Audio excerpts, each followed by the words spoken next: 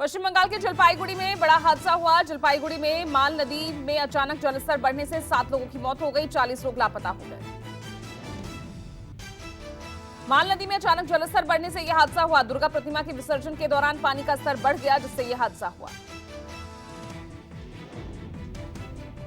हादसे का दिल दहला देने वाला वीडियो सामने आया। नदी में बह रहे लोग बचाने के लिए चिल्लाते दिख रहे हैं। एनडीआरएफ की टीम लापता लोगों की तलाश में जुटी। पीएम मोदी ने जलपाईगुड़ी हादसे पर गहरा शोक जताया है। प्रधानमंत्री ने ट्वीट कर पीड़ित परिवार के प्रति संवेदना व्यक्त की। राजस्थान के अजमेर में दशहरा के मौके पर बड़ा हादसा हुआ। यहां मूर्ति विसर्जन के दौरान 6 लोगों की डूबने से मौत हो गई। यह हादसा अजमेर के नसीराबाद के पास नांदला में हुआ। गुरुग्राम के मेदांता अस्पताल में भर्ती समाजवादी पार्टी के संरक्षक मुलायम सिंह का अस्पताल पहुंचकर लालू प्रसाद ने हालचाल जाना। आरजेडी अध्यक्ष के साथ उनके बेटे और बिहार के डिप्टी सीएम तेजस्वी भी मौजूद थे।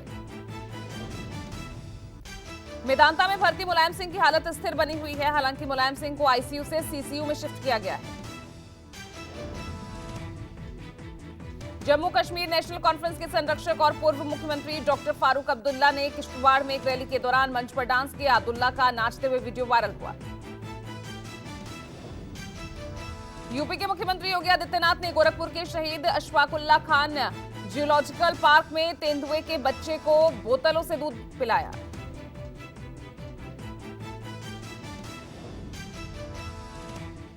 सोनिया गांधी आज कांग्रेस की भारत जोड़ो यात्रा में शामिल होंगी। सोनिया गांधी काफी समय बाद गांधी पार्टी के सार्वजनिक कार्यक्रम में भाग लेंगी। कांग्रेस के अंतरिम अध्यक्ष सोनिया गांधी ने कर्नाटक के बेगूर गांव के भीमनाकोली मंदिर में पूजा अर्चना की। सोनिया गांधी एचडी कोटे विधानसभा क्षेत्र में पहुंची। राहुल गांधी की भारत जोड़ो यात्रा में कांग्रेस महासचिव प्रियंका गांधी 7 अक्टूबर को शामिल होंगी।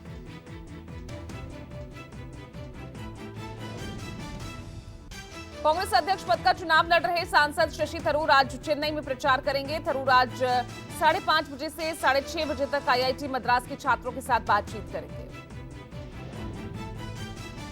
अमित शाह ने बारामूला में जनसभा को संबोधित किया। अमित शाह की बारामूला रैली में जुटी भारी भीड़। अमित शाह ने जनसभा में अब्दुल्ला, मुफ्ती और गांधी परिवार पर जमकर निशाना साधा। कहा, जम्मू कश्मीर को 3 परिवारों ने लूटा।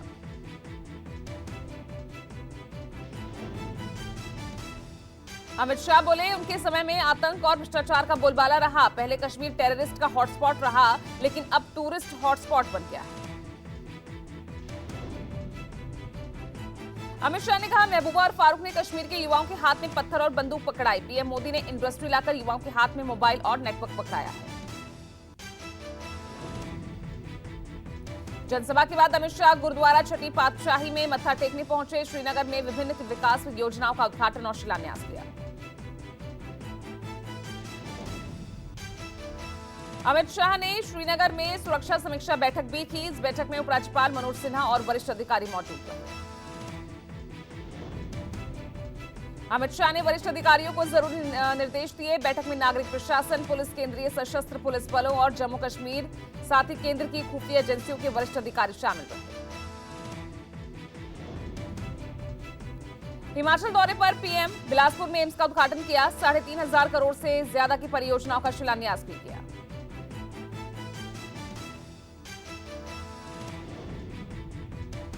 बिलासपुर में पीएम मोदी का संबोधन। कहा, पहाड़ी प्रदेशों में सुविधाएं पहले देर से आती थी। आपके वोट से हिमाचल के लोगों को स्वास्थ्य, शिक्षा, रोजगार और इंफ्रास्ट्रक्चर के प्रोजेक्ट देने का अवसर मिला।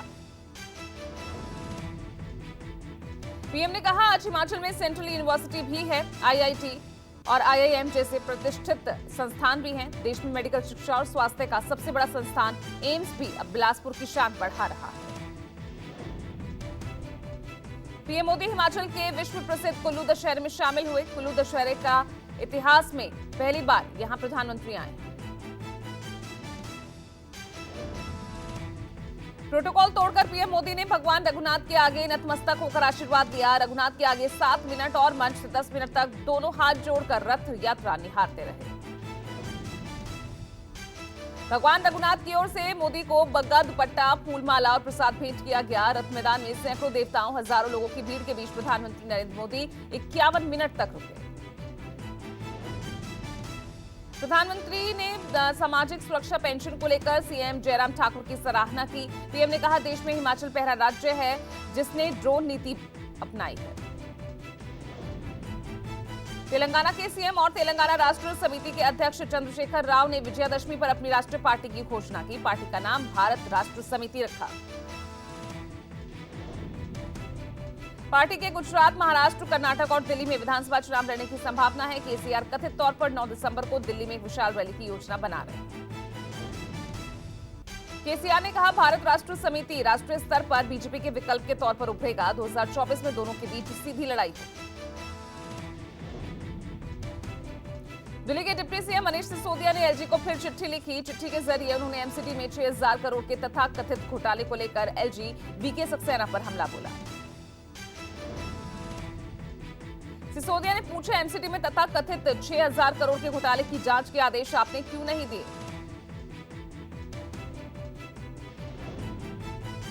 सिसोदिया ने एलजी पर आरोप लगाते हुए कहा, आपने सीबीआई के छापे डलवाए लेकिन कुछ नहीं मिला। आपका ध्यान सिर्फ दिल्ली सरकार के कामों में हस्तक्षेप करके रोज झूठी जांच कराना रह गया है।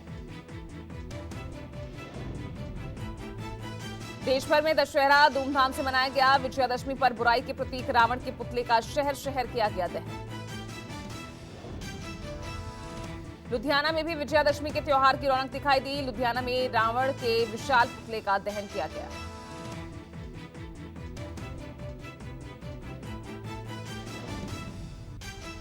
दिल्ली के लाल किले पर भी पुतला दहन किया गया। सीएम अरविंद केजरीवाल लाल किले पर दशहरा उत्सव में मौजूद रहे।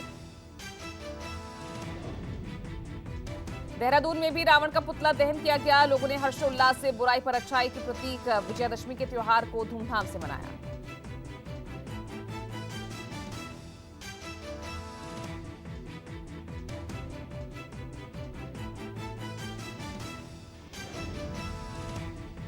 रावण दहन को लेकर झारखंड में भी उत्साह देखने को मिला। रांची के अरगोड़ा मैदान में रावण दहन कार्यक्रम का आयोजन हुआ। 50 सालों में हो रहा आयोजन देखकर लोग बेहद उत्साहित दिखे।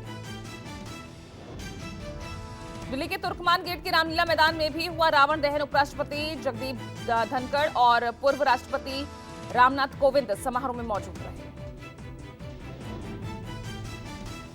जम्मू के गांधीनगर में 45 फीट के रावण का दहन। रघुनाथ मंदिर से परेड मैदान तो श्री लक्ष्मी नारायण मंदिर से दशहरा मैदान तक शोभा यात्रा निकली।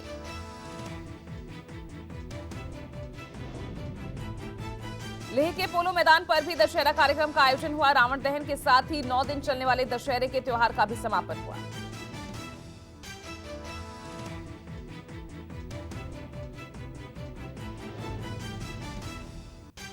विश्व प्रसिद्ध दशहरा शोभा यात्रा में मुख्यमंत्री बसवराज बोम्मई ने भी शिरकत की। जम्मू कश्मीर के श्रीनगर में क्रिकेट स्टेडियम के नजदीक रावण दहन किया गया।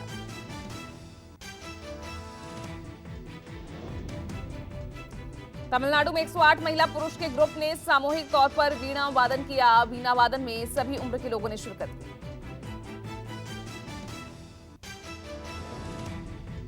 उद्धव ठाकरे ने दशहरा रैली के जरिए सीएम शिंदे पर तीखा हमला बोला। कहा, कटप्पा को जनता माफ नहीं करेगी।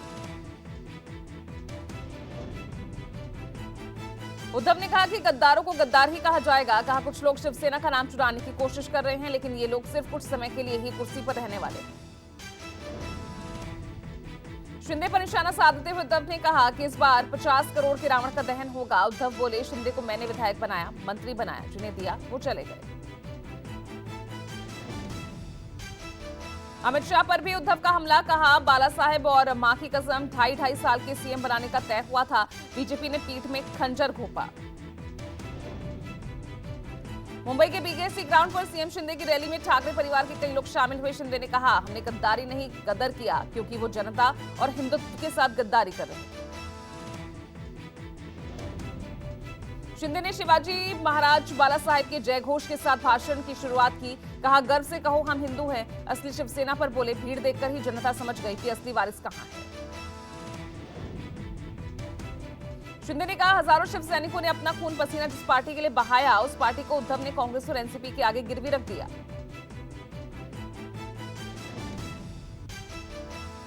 शिंदे ने कहा, हमें गद्दार और खोकासुर कहा गया। जो गठबंधन बनाया वो बाला साहेब के विचारों से गद्दारी हुई, हिंदुत्व से गद्दारी हुई। नागपुर में संघ के विजयादशमी कार्यक्रम में संघ प्रमुख मोहन भागवत ने देश में असमानता का मुद्दा उठाया। कहा, मंदिर, पानी, शमशान सबके लिए समान। मोहन भागवत ने कहा, व्यवस्था तो सुनिश्चित करनी ही होगी। एक घोड़ी चढ़ सकता है, दूसरा घोड़ी नहीं चढ़ सकता। ऐसी मूर्खतापूर्ण बातें तो हमें खत्म करनी होगी। मोहन भागवत ने कहा, सबको एक दूसरे का सम्मान करना होगा। संस्कार सिर्फ स्कूल कॉलेजेस से नहीं बन सकते। मोहन भागवत ने कहा, जनसंख्या की असमानता से नए देश बनते हैं। संघ प्रमुख ने पीएफआई का नाम ना लेते हुए निशाना साधा।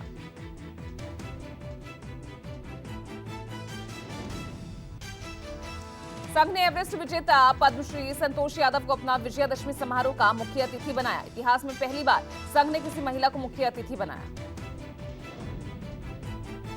संतोष यादव ने सरसंघ चालक मोहन भागवत के साथ पूजा अर्चना की। मोहन भागवत के साथ संतोष यादव भी शस्त्र पूजन कार्यक्रम में शामिल हुए। केंद्रीय मंत्री नितिन गडकरी और महाराष्ट्र के डिप्टी सीएम देवेंद्र फडणवीस भी मौजूद रहे। संघ विजयादशमी त्योहार को बड़े धूमधाम से मनाता है। दशहरे के मौके पर रक्षा मंत्री राजनाथ सिंह चमोली पहुंचे। चमोली में सैनिकों के साथ राजनाथ सिंह ने शस्त्र पूजा की। विजयादशमी पर शस्त्र पूजा की परंपरा के तहत कई आधुनिक हथियारों की राजनाथ सिंह ने पूजा अर्चना की। राजनाथ सिंह ने भारत चीन सीमा के आखिरी गांव माणा में सैनिकों के साथ दशहरा मनाया। इस बार आईटीबीपी की अग्रिम चौकियों का भी निरीक्षण करते नजर आए। राजनाथ सिंह ने जवानों का हौसला बढ़ाया। जवानों से बात की, गाना सुना, हालचाल जाना। राजनाथ सिंह ने कहा, गलवान में जो हुआ उसमें सेना ने करिश्मा दिखाया। भारत ने आज तक ना तो दुनिया के किसी देश पर आक्रमण किया है और ना ही किसी देश की 1 इंच जमीन पर कब्जा किया। राजनाथ सिंह ने कहा, अगर हमें कोई आंख दिखाने की कोशिश करेगा तो भारत उसे माफ नहीं करेगा।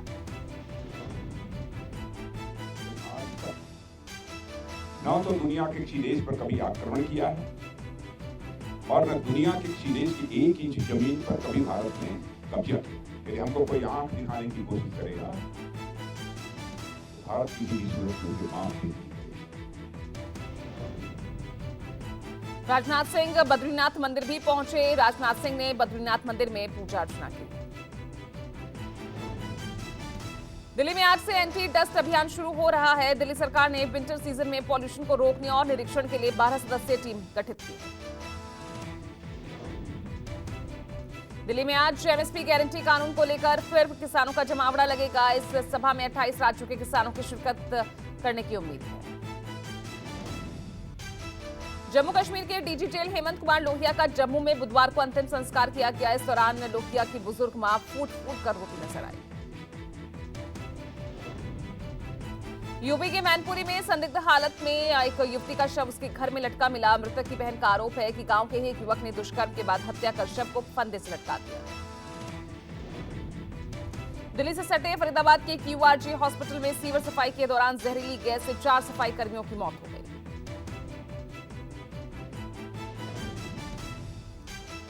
विदेश मंत्रालय के मुताबिक म्यांमार के अलावा लाओस, कंबोडिया, वियतनाम और बैंकॉक में भी कई भारतीय युवा नौकरी के नाम पर फंसे हैं। सरकार ने नौकरी के नाम पर झांसा देने वालों से सावधान किया है। म्यांमार में फंसे 45 भारतीय सॉफ्टवेयर पेशेवरों को अब तक छुड़ाया गया है। विदेश मंत्रालय के प्रवक्ता अरिंदम बागची ने कहा कि इस महीने 13 जबकि पिछले महीने 32 लोगों को छुड़ाया गया था। अमेरिका के कैलिफोर्निया में अगवा हुए भारतीय परिवार की तलाश जारी है। पुलिस ने संदिग्ध अपहरणकर्ता का स्केच जारी किया है। ब्रिटेन के गृह मंत्री सुएल ब्रेवरमैन ने लिस्टरशायर शहर में हुए दंगों के लिए नए प्रवासियों को जिम्मेदार ठहराया। ब्रेवरमैन ने कहा कि ब्रिटेन में प्रवासियों की संख्या अनियंत्रित होने के कारण ये अव्यवस्था हुई। दशहरे से एक दिन पहले 4 अक्टूबर को दुबई में एक नए हिंदू मंदिर का उद्घाटन किया गया। 16 देवी देवताओं की मूर्तियों से सुसज्जित ये मंदिर मंडला डिजाइन से प्रेरित है। मालदीव की राजधानी माले में 21 जून को योग दिवस के मौके पर हुए हमले को लेकर 2 मुस्लिम स्कॉलर्स सहित 38 लोगों के खिलाफ आतंकवाद सहित अन्य धाराओं में केस दर्ज। विश्व स्वास्थ्य संगठन ने एक भारतीय कफ सिरप को लेकर अलर्ट जारी किया है। गाम्बिया में 66 बच्चों की मौत को डब्ल्यूएचओ ने इस सिरप से जोड़ा। अमेरिका में रहने वाले लखविंदर सिंह ने कैलिफोर्निया से जालंधर का सफर कार से तय किया। 1.5 महीने में पूरे हुए इस सफर के दौरान लखविंदर 22 देशों से गुजरते हुए 20 किलोमीटर की दूरी तय की। अफगानिस्तान की राजधानी काबुल में गृह मंत्रालय के पास एक मस्जिद में धमाका हुआ। इस ब्लास्ट में 4 लोगों की मौत हो गई जबकि 25 जख्मी हुए। ईरान में हिजाब विरोधी प्रदर्शन के बीच महिलाओं ने देश में 70 के दशक से पहले के माहौल का आह्वान किया। स्वीडिश राष्ट्रनेता अबीर अल सहलानी ने ईरान में हिजाब विरोध के समर्थन में अपने बाल काट दिए। सहलानी ने कहा कि ईरान में महिलाओं के खिलाफ हिंसा फौरन बंद होनी चाहिए। यूक्रेन से जारी युद्ध के बीच रूसी वायुसेना को अत्याधुनिक आक्रामक लड़ाकू विमान मिला है। Su-35S फ्लैंकर MSKC रडार को चकमा देने में सक्षम है। रूसी राष्ट्रपति ने ज़ैपोरिज़िया न्यूक्लियर प्लांट को रूसी संपत्ति घोषित कर दिया है। पुतिन ने एक आदेश पर दस्तखत कर इसे रूसी संपत्ति बताया। अमेरिका का सबसे उन्नत विमान वाहक पोत USS गेराल्ट और फोर्ट वर्जीनिया से अपनी पहली तैनाती पर रवाना हुआ। अटलांटिक क्षेत्र में यह पोत नाटो देशों के साथ एक साझा सैन्य अभ्यास में हिस्सा लेगा। ब्रिटेन की प्रधानमंत्री लिज ट्रस को टैक्स छूट का फैसला वापस लेना पड़ा। लिज के फैसला वापसी को ट्रेड यूनियन और जन संगठनों की जीत माना जा रहा है। रूस ने यूक्रेन की राजधानी कीव पर पहली बार ईरान मेड ड्रोन से हमला किया। कामिकेज ड्रोन से हुए हमले में एक शख्स जख्मी हुआ है। 4 अंतरिक्ष यात्रियों को लेकर स्पेस एक्स का नया रॉकेट बुधवार को रवाना हुआ। ये अंतरिक्ष यात्री आज शाम 5 बजे इंटरनेशनल स्पेस स्टेशन पहुंचेंगे। बुधवार को रसायन शास्त्र के लिए नोबेल पुरस्कार का ऐलान हुआ। कैरोलिन आर बटोजजी, मॉर्टिन मेल्डन और के बेरी शार्पलेस को 2022 का रसायन विज्ञान का नोबेल मिला है। साहित्य के लिए नोबेल पुरस्कार का ऐलान आज होना है। भारतीय मूल के ब्रिटिश लेखक सलमान रुश्दी को इस साल का नोबेल पुरस्कार मिलने की अटकलें तेज हैं।